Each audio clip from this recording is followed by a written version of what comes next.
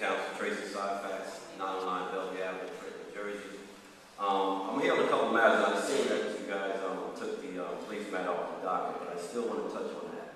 And my concern with the police is that at this time, when Judiac is doing such a fine job of running the police department, why would we even consider laying off 100-something cops and at the same time think about switching directors?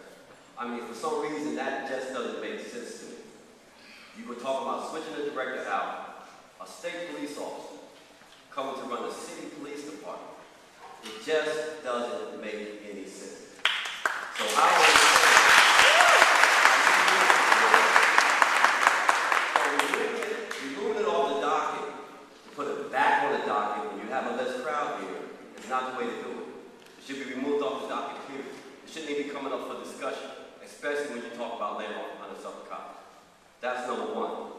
Number two, when you look at the revenues of the court system, now this is what I heard, now you can look into this, but I've heard revenue for the court system has dropped 25% in 1 year to the tune of $1 million.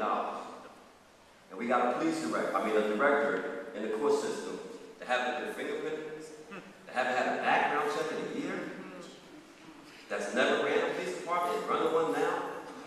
I mean, let's stop and think. Council is supposed to be the checks and balance of this system. It is your job to check this administration. That, for me, has been erratic, irresponsible, and completely unstable for the past year. And this is not what Tracey Syphax is making up. I mean, we starting to look like the laughing stock of the United States right here in this little trip. And it's starting to be a shame. But you guys were elected not to work with this administration. Yes, to work with them, but not to commit any backroom deals, not to go behind somebody's back and do other stuff. You guys are supposed to be the checks and balances of this administration. You got the directors getting overtime in positions that never paid overtime. You got grant writers been on staff for a whole year. How many grants have they raised? The public wants to know this because this is our money. This is our money that you spend. You raised taxes last month. No notice went out that you raised taxes on the citizens once again. I mean, you guys got to get off the fence. You guys got to get off the fence. And I know how the political game works.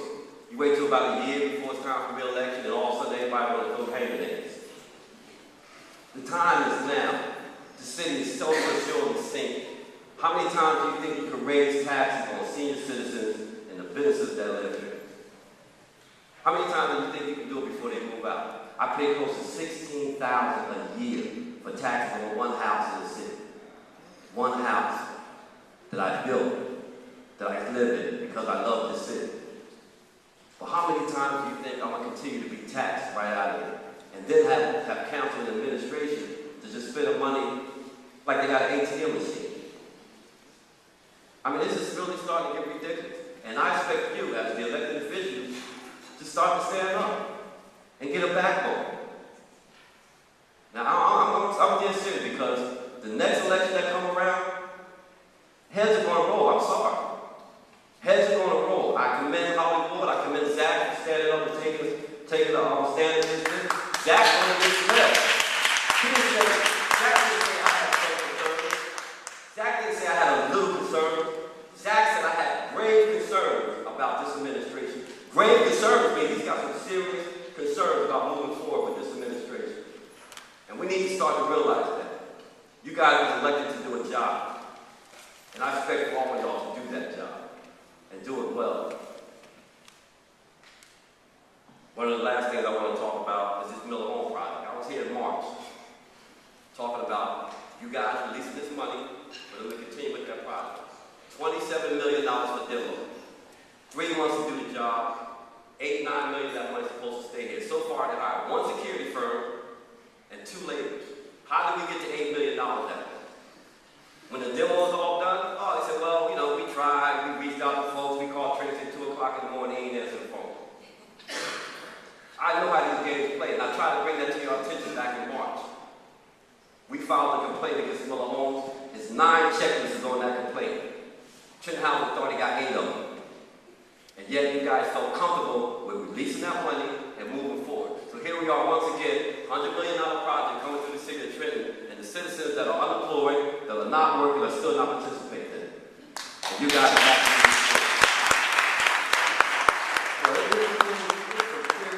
We face some serious issues here in the city of Trenton. Some very serious issues. And as the checks and balances in this government, I expect the council to at least stand up for these people. I expect for y'all to at least do that. Thank you.